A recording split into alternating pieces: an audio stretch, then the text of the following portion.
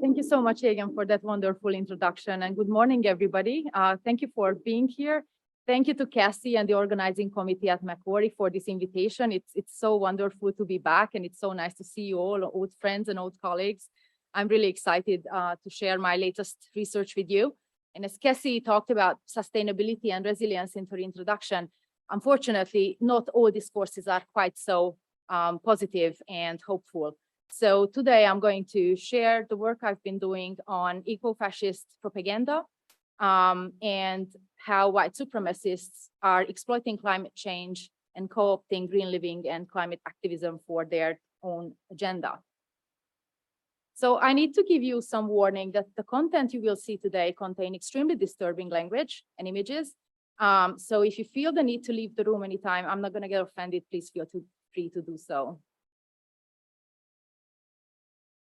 So I'll start by sharing a few words about the context and the larger research project itself and the methodology that I'm using. And I'll focus on the linguistic construction of white supremacist environmentalism specifically. I'll show you how eco-fascist grievances are constructed and what solutions are offered for these grievances and what these mean for democracy and peace. And then hopefully have enough time to discuss how we could build resiliency to eco-fascist radicalization. This side project on eco-fascist propaganda is part of a larger research project on far-right radicalization and extremism. And in this project, I investigate radicalization strategies in online far-right propaganda and disinformation campaigns. And I draw mostly on corpus-assisted appraisal and cluster analysis of far and extreme right websites and manifestos. So why should we study eco-fascism now? You've all seen online and in the news recent climate strikes, school strikes, Fridays for Future demonstrations that were attended by millions of people around the world. And these movements tend to be associated politically with more left-leaning liberal movements. However, white supremacist and far-right groups are starting to exploit climate change for their own purposes. So I've noticed a shift in the language of the communication of far-right political parties. There's still a lot of polarization and debates among the far-right about climate change. Some still think it's a hoax, and there's ideas about, they call it climate hysteria. However, some of the parties have realized that it's becoming socially more and more unacceptable to be a climate change denier. So I've started seeing shifts in their language. So for example, if we look at Marine Le Pen, who's the president of the French National Rally, she started talking about France being the first country making a Europe of nations that's going to be the world's first ecological civilization. And she describes immigrants and refugees as nomads who have no homeland and no roots. And this other example I have here was posted by Előd Novák, who's the vice president of the Hungarian Our Homeland movement. This was posted on Facebook, where he's harvesting grapes with his kids in his own garden and says, is it still possible to grind grapes selected into different colors, or will it start a liberal hysteria again? So because I've seen this language, I started looking more into what far-right and extreme right groups are saying about nature and the environment and environmental protection. Again, like I said, the far-right is still polarized about climate change. However, a lot of groups have started engaging in climate activism. So they go and clean up parks, they collect waste from public places, they advocate a vegan and vegetarian diet to help build a more sustainable planet. They go hiking in the woods, etc., etc. So they're starting to advocate a more sustainable lifestyle. Of course, white supremacist environmentalism is not a new phenomenon. It has a very long and troubled history. It can be traced back all the way to German Romanticism, the Völkisch movement. The term ecology appeared already in 1868. Then we find traces of it in the United States, in the idea of white men and the frontier and protecting the wilderness, in the Malthusian fixation with third world population growth. And then, of course, we are all familiar with the Nazi slogan, blood and soil, the green wing of the Nazi party, and further theorizations of this ideology in Hardin's lifeboat ethics or Penty-Lincoln's deep ecology that also advocate genocide. So before I start showing you some data, I want to share some key definitions. Ecofascism is defined as something that's bound up with virulently xenophobic nationalism, is the preoccupation of authentically fascist movements with environmentalist concerns. It's also been termed as the greenwashing of hate or the greening of hate. Interestingly, there's quite little research on far-right environmentalist communication, and it's mostly approached from a critical discourse analysis using Ruth Vodak's discourse historical approach. It's considered an under-researched topic area still. So in my research, I aim to revisit Bernard Fortner's 2019 definition, where he says ecofascism is in fact a fringe phenomenon which has had a lasting political impact neither on mainstream politics nor on the politics of the radical right. And there have been calls for further and deeper research into far-right environmentalist communication. The far-right is quite skillful at exploiting whatever present crisis the world is dealing with. And of course, they also exploit the COVID-19 pandemic. So there is a white supremacist group that has been posing as the climate activist movement, Extinction Rebellion. This movement, of course, distanced themselves completely from this white supremacist group, who say Corona is the cure for overpopulation. They are celebrating deaths in the global south especially, and they say humans are the disease. So if you see this, which this has been going viral, it's not from Extinction Rebellion, it's someone who impersonates them. And then, of course, we heard conspiracy theories about vaccines containing microchips, and COVID-19 has also been called the Great Reset, where white supremacists blame governments for intentionally trying to depopulate the white race. And I'm just going to show you some examples of what this language looks like. In some groups, they equate COVID-19 with white paranoia, where they're worried about COVID being invented as a bioweapon to depopulate, especially of white people. And then Pastor Rick Watts is a white supremacist evangelical pastor in the United States. He says, I'm not going to allow the COVID maniacs to convince me to be vaccinated or vaccinate me against my will. I'm going to survive a global genocide. Neo-Nazi accelerationists are also taking advantage of the coronavirus pandemic, and they see it as an opportunity for spreading the virus and as a result, kill more immigrants, refugees, etc. So the FBI published an intelligence brief that warned that white supremacist extremists have discussed their obligation to spread COVID-19 to law enforcement and minority communities. And then finally, another group of white supremacists are what's called accelerationists, who say that present-day societies and democracies are so beyond repair that the only way to create a better society is by completely destroying it and build it up from the ground up. So they say they celebrate COVID-19 and the millions of deaths that occurred and say flatten the curve not only for the disease, but also for acceleration. Another one says, please, Saint Corona, I want to believe in you, crash the system into the floorboards. The word saint is actually white supremacist lingo for mass murderers and terrorists held as martyrs and saints. And then they say we don't need to accelerate shit. It seems to be going pretty fast, thanks. So as you can see, this language is quite disturbing overall. But that takes me to the questions I'm interested in. What kind of language do far-right and extreme-right groups use to discuss the environment? And how is an eco-fascist ideology constructed? I also use corpus linguistics to see how widely dispersed this ideology is on the sides of the far and extreme rights, but today I'll focus on the first two questions and the qualitative analysis. So my data is collected from publicly available websites and manifestos, and it totals around 10.5 million words. I focus on the Hungarian far-right and white supremacist groups, the American alt-right, and also the Nordic resistance movement, because they operate across the Nordic countries and they have quite a lot of transnational links. In my methodology, I use mostly discourse semantics from SFL, and from LCT, I draw on the concepts of clusters and constellations. And in the quantitative analysis, I use corpus linguistics for data collection, storage, and processing.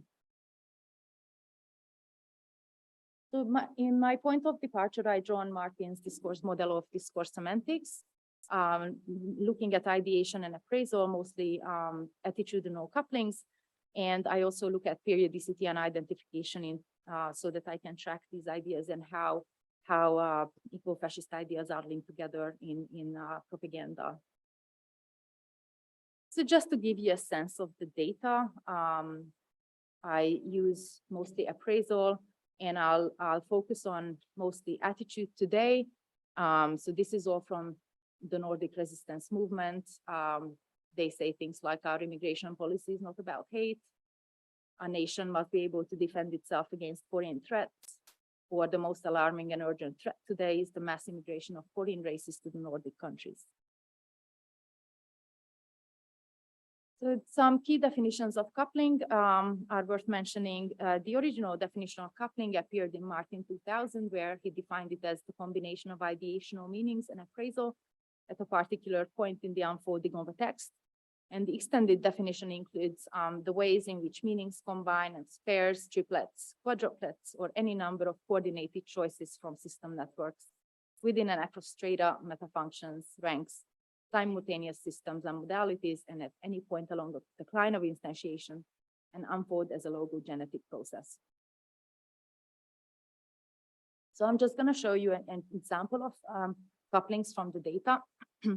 This is from the manifesto of the Nordic resistance movement, where they say millions of foreign people currently reside in the Nordic countries and more are pouring in every day. So an example of coupling here, we have an ink-striped coupling that's construed through the structure of the nominal group, millions of foreign people, where an instance of negative judgment normality spreads negative judgment over the target people. And it's also amplified by grading forces amount in millions of foreign people. So then we see another clause here that functions to reinforce the negative judgment normality through the structure of the clause. So we see here millions of foreign people currently reside. So here we have an instance, a negative judgment normality that reevaluates another instance of negative judgment normality. So it serves to reinforce the abnormality of foreign people. And in the second clause, we have are pouring in, which is amplified, intensified. So they also use force, space, and time to amplify these meanings that are established through negative judgment. So if you want to visualize these as a recoupling, both of these examples are instances of reinforcing recoupling. So they establish a coupling of negative normality, and then they reinforce it. And this happens quite often in the manifesto. So because of time, I had to be quite selective about the data. So instead of showing you lots of little examples from different texts, I just choose to focus on one manifesto today, which is the manifesto of the Nordic resistance movement. Just a few words about them. So they want a united and self-sustaining, self-sufficient Nordic nation, a modern Nordic national socialism. Their greatest grievances include global Zionism, mass immigration, and environmental degradation. And they have transnational ties to many international organizations, extended networks of sympathizers. Their website is in all of the Nordic languages and also in English and Russian. And they have active chapters in all the Nordic countries. except Finland, where they have already been banned. So this extract is from, I'm zooming in on the section where they talk about environmentalism and sustainability. If we look at the entire text, it's a macro genre. It has a preface that serves kind of like an introduction. And then they have 9 points, and they are all structured the same way. There's a little macro theme at the beginning that sums up what they want. Then they list their grievances, and then they offer solutions. Each point is structured the same way. And it's written in English because they're aiming at an international audience. So here you see this little introduction: create a modern society living in harmony with the laws of nature. Our animal protection laws will be developed with an emphasis on ethics as opposed to profits. Nature and all its resources will be utilized using common sense and with future generations in mind. Right of public access will be preserved and protected. If I didn't have the manifesto there, and if you just read that one bit, you wouldn't know that it comes from white supremacist groups. So they are using the language of climate activist movements, except when you look at their grievances, which I'm going to show you. So I'll show you the extract that sort of builds up this anti-immigration rhetoric where the idea of people become equated with trash, environmental protection with ethnic cleansing, etc. So the first extract links multiculturalism and mass immigration to environmental degradation. They say, no true environmental party can support multiculturalism, as this genocidal ideology constitutes the polar opposite of biological diversity and evolutionary progress. Mass immigration, multiculturalism, and forced integration must be abolished in order for the richness and diversity of the world to survive. The Nordic resistance movement takes invasions of foreign species that, through unnatural means, establish themselves in the Nordic nature very seriously, as this would threaten native populations, ecosystems, and biological diversity. These attacks, in the form of mass immigration and multiculturalism, as well as environmental issues focusing on ecosystems and biological diversity, are therefore a rallying point within the policies of the Nordic resistance movement.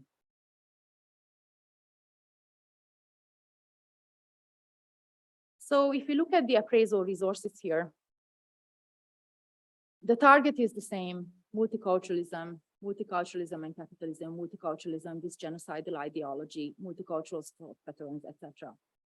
And the resources they use to evaluate this target is always the same, negative, apart from a couple of examples of negative judgment normality, it's mostly negative judgment propriety. So they violate the natural order. They exploit nature's resources. It's a genocidal ideology, subversive, it's anti-Swedish, it's a genocide, etc., etc. So looking at some examples of engagement here, if you look at the verbs violate, constitutes, are, there's nothing to debate here. It's established as fact, and it serves to disalign the putative reader, this imagined reader that they want to radicalize through their manifesto. These ideas are constructing, taken for what Martin and White call taken for grantedness through monologic bare assertions. The second example I want to show you is linking mass immigration to the extinction of the Nordic white race. Again, you see the same targets evaluated over and over again: the mass immigration of foreign races, immigrated foreigners, so-called mass immigration, etc. And here the resources are either negative valuation or negative normality and propriety. Mass immigration is evaluated as the most alarming and urgent threat. Conceiving the Nordic women and men, it's a physical displacement, a genocide, a major burden on welfare society, a threat, etc., etc. So again, looking at the engagement patterns here, except for the first example where we have must be abolished, that constructs control obligation, all the other examples, again, are monologic bare assertions. Threat today is the mass immigration, conceive, is in actuality a displacement and genocide, is a major burden, etc., etc. So similarly to the first example with multiculturalism, the most salient resource here is monologic bare assertion. So these, again, these ideas are constructed as facts. There's nothing to debate. So then we can visualize these or generalize these patterns as negatively charged clusters of attitudinal couplings of multiculturalism as unethical, and immigration as abnormal. And the main resources here are negative propriety, targeting multiculturalism and monoglossia, and then negative normality coupling with monoglossia, targeting immigration. Then the next idea is linking global Zionism to environmental degradation. So here, global Zionism is linked to environmental degradation and white genocide. Then extract 3, they say, the difficult problems facing the Nordic region are in no way unique to our territory. On the contrary, nefarious and powerful forces have spread throughout our world like a cancer. With a common goal and approach, it is our race and all of mankind that is being threatened by the misanthropic and parasitical forces that control and conduct ruthless exploitation of nature and all its populations, man and animal alike. From 1945 until today, these same destructive forces have continually conducted political genocide against the Nordic and ethnic peoples of Europe. Since 1975, hostile forces have deliberately sanctioned immigration to the Nordic countries without consideration for the cultural and racial survival of the Nordic people. All global Zionists work towards not only multiculturalism and mass immigration, but other socially disintegrating ideologies such as liberalism and norm-dissolving cultural Marxism. Let that sink in. Okay. So again, you see the range of synonyms and references to global Zionism that they use. They talk about forces, nefarious and powerful forces, misanthropic, parasitical forces, destructive forces, the global Zionist elite, all global Zionists, etc., etc. Again, the evaluative resources are mainly negative normality and negative propriety here. Yeah, so global Zionism is constructed as something unethical, just like multiculturalism. So looking at the engagement patterns here, again, we have disaligning the putative reader with the idea of global Zionism, and we have instances of lexical metaphor, like spread throughout our world like a cancer, or parasitical forces, and again, monologic bare assertions. These forces have spread, mankind is being threatened, these forces have conducted, etc., etc. So if we look at mentions of global Zionism in the manifesto and track the participants, and I don't have time to go into the identification analysis here, lots of anaphora and cataphora, and also homophora referring out to the cultural context. You see all these different mentions of global Zionism evaluated repeatedly by the same salient resources. So when the same target is repeatedly evaluated by instances of positive or negative attitude, such recurring patterns of couplings that accumulate over the course of a text or texts can be generalized as positively or negatively charged clusters. And this definition comes from our previous work on critical reflection. But I identified the same kind of pattern here. So negative judgment coupled with monoglossia targeting global Zionism forms a negatively charged cluster here. So this concept comes from legitimation code theory, where we look at clusters and then also see how clusters link up to other clusters to form axiological constellations, where certain meanings can become stabilized and taken for granted. In Mayton's terms, axiological constellations reveal specific worldviews, logic, or belief systems, ideologies.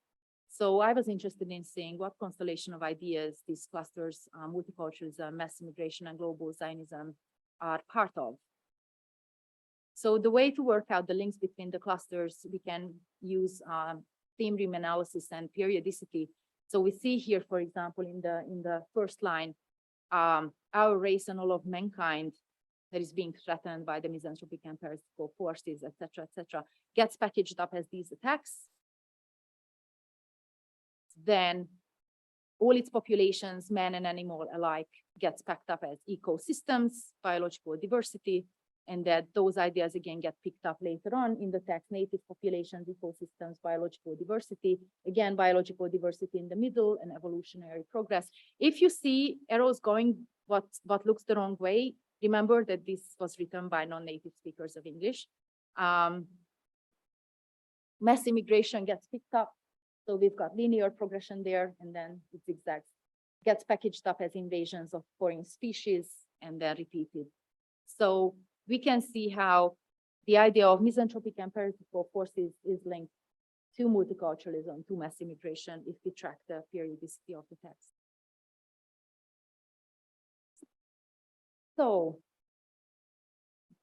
this is how I try to visualize the constellation of all the grievances of the Nordic resistance movement that's presented in their manifesto.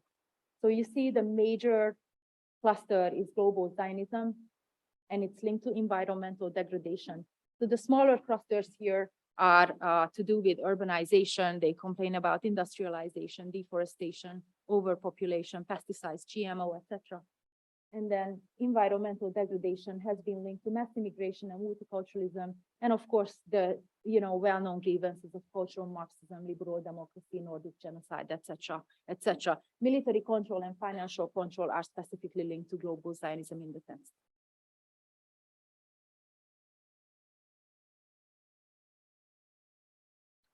So what? So basically, eco-fascist rhetoric relies on clustering negative judgment and monologic bare assertions, and it functions to brand non-white populations and invading foreigners and parasites, local minorities as foreign species who are responsible for environmental degradation, and therefore the homeland is protecting from them. And these are typically clustered together with old Nazi tropes and familiar white supremacist grievances like immigration, multiculturalism, liberalism, cultural Marxism, and these are constructed as violations of the national order and contributing to white genocide.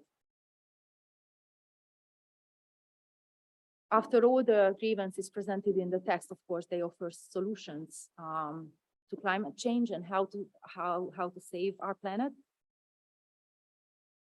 So in this example here, they align the reader with their solutions through typically invoked instances of positive judgment propriety, the occasional positive valuation.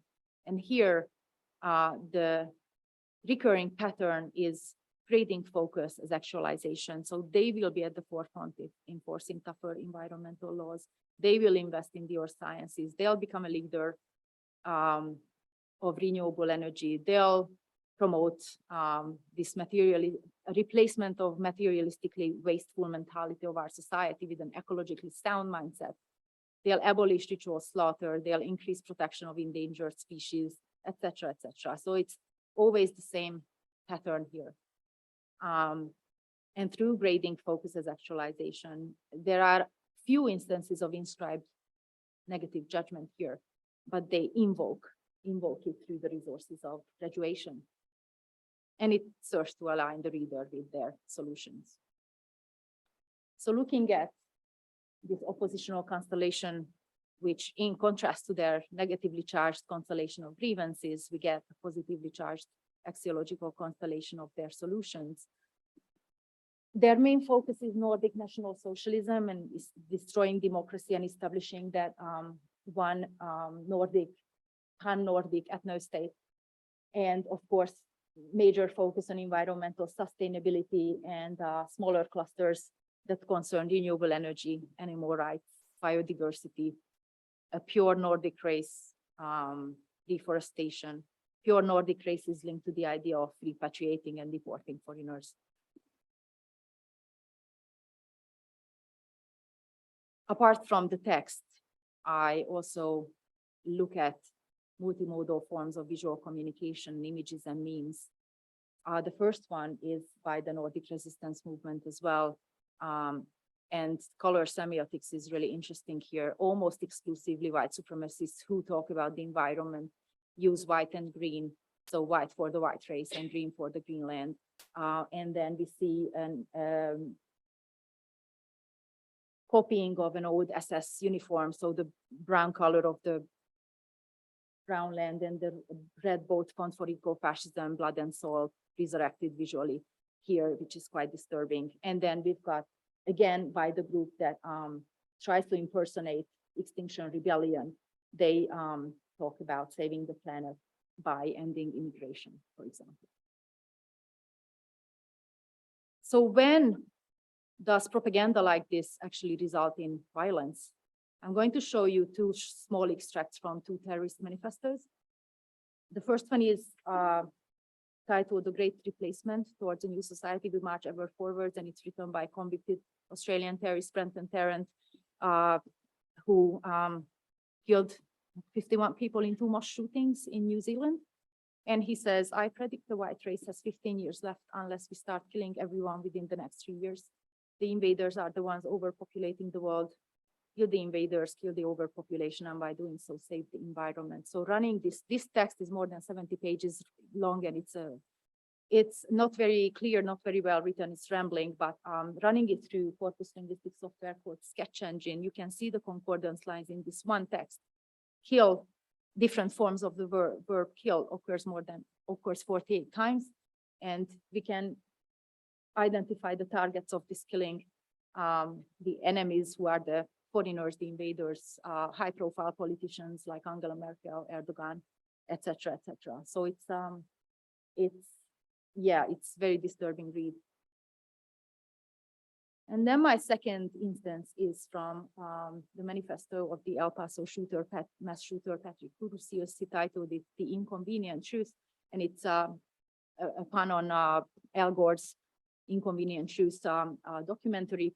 And he says, I support the Christchurch shooter and his manifesto. This attack is a response to the Hispanic invasion of Texas. Our lifestyle is destroying the environment of our country. So the next logical step is to decrease the number of people in America using resources. If we can get rid of enough people, then our way of life can become more sustainable. This is just the beginning of the fight for America and Europe.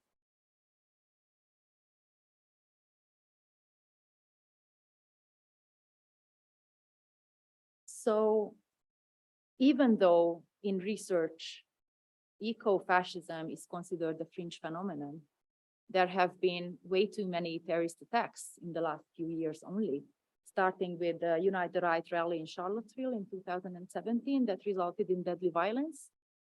The organizer of the American alt-right of this rally, who's the leader of the American alt-right, Richard Spencer, claims in his manifesto that we have the potential to become nature's steward or its destroyer.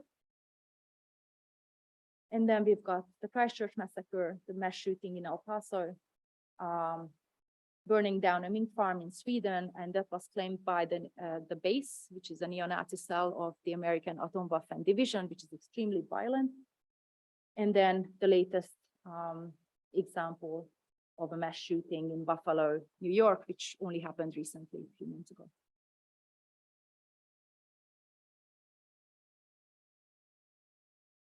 So this idea of ecofascism being on the fringe revisited, well, it's not so fringe anymore, at least from looking at the online chatter and these terrorist attacks. It seems to be seeping into the mainstream more and more, and not just used by white supremacist groups specifically on the extreme right, but also far-right political parties, which are non-violent, but the ideology can incite violence. There have been more frequent calls for violence against non-white populations, minorities, refugees who are blamed for the climate crisis, celebrating deaths in the global south, and as an idea that that will help with overpopulation. White supremacists and accelerationists especially are preparing for a fight for scarce resources and call for eco-nationalist white ethno-states, represented by that image there by a community in Russia called themselves the Rising Cedars, and they want to live in isolated, self-sustainable communities with exclusively white people. And our young people are most vulnerable, who are sensitized to the climate crisis already. And they are the next target group, the obvious target group to radicalize. This kind of language, especially if it's toned down to some extent, can easily attract young people who feel that governments are too slow or aren't doing anything about climate change. So again, going back to the words resilience and sustainability, not only good things are sustained. If you look at these examples here, in the Atlantic, there was an article already in 1896 that was titled Restriction of Immigration, where the author complains about the vast throngs of ignorant and brutalized peasantry from countries of Eastern and Southern Europe pouring into the United States. Or we have Protocols of the Learned Elders of Zion, which is a conspiracy theory originating from old Russia and has been maintained, sustained through various discourses for many decades. And then we've got that cartoon from the Daily Mirror from 1939, Keep Refugees Out. And then, of course, the New Zealand terror attack where he was hailed as a martyr and a hero. So one thing that would be interesting to do is a diachronic study of all these discourses and how the same idea gets sustained for many decades. To end on a more positive note, I come back to the quote, this quote that I love by Jim about positive discourse analysis of social change, where he says, instead of heartening accounts of progress, we get discouraging analysis of oppression. To my mind, this means that when we come to design better futures, we simply don't have enough information to move forward. Deconstruction is helpful, but not enough on its own. The lack of positive discourse analysis cripples our understanding of how change happens for the better across a range of sites. And this hampers design and perhaps even discourages it, since analysts would rather tell us how struggle was undone than how freedoms were won. So I thought, okay, I'm looking at all this eco-fascist propaganda and it's all over the place, but what can we do about it? And it would be really nice to see how, say, the climate action movement managed to attract so many followers. So I don't have enough time to go into a huge amount of detail here, but with two colleagues, Robert Lawson from Birmingham City University and Gavin Lamb from Oslo University, we have a project on resisting eco-misogyny on Twitter, and we're looking at discourses around Greta Thunberg. We want to understand how corpus linguistics, SFL, and nexus analysis can be used together to uncover the main discourses surrounding Greta Thunberg, and then how social change happens and how she has been able to mobilize masses of protesters around the world and inspire a global climate activist movement. So this is sort of the kind of the summary slide of all the analysis I've done on using appraisal, looking at also the users and the spread of these. And so on the left, you see clusters where her movement is constructed as child abuse by the elite establishment, mostly by the far right. They talk about Antifa and a leftist agenda, so climate change is invented by the left. It's also a hoax. And then we've got, of course, the supporters, where Greta is constructed as a leader, as a savior. She's an inspiration, and she's also a hero. Looking at the spread of this data, what's heartening to see is that while the far right is really loud and there's very few users that get a lot of traction, the numbers, at least in our Twitter data set, there are many more supporters of Greta than the ones that criticize her. So that's nice to see. So if you could kind of see how she inspired this movement and then build, say, a pedagogic project based on building resilience to eco-fascist radicalization, that's kind of the next step to think about in this work. So recommendations for preventing violent extremism. So the extremism studies and the idea of countering violent extremism versus preventing violent extremism. The field is preoccupied, always countering. It's very reactive. There's a terrorist attack, and then law enforcement agencies say, oh my God, we need to do something about it, instead of trying to prevent it. So I think it would be more interesting or more important to dissociate the climate action movement from ecofascism. And the challenge is that there are already programs that exist that aim to prevent radicalization, but they're almost always extracurricular. They're not embedded in the national school curriculum. They try to equip students with what they call critical thinking skills and critical digital literacy skills, so that they can recognize various forms of extremist propaganda. These programs often focus on a range of skills, and as we all typically expect or know, they background the focus on how radicalization strategies are communicated through language and other semiotic systems. So I think the toolkits of SFL, multimodal discourse analysis, and LCT would offer an innovative pedagogy for the design of PV educational programs. And I'd like to acknowledge the support of the European Commission for this work and the Center for Global Resilience and Security at Norwich University in the United States. Thank you for being here. I'm looking forward to your questions and comments.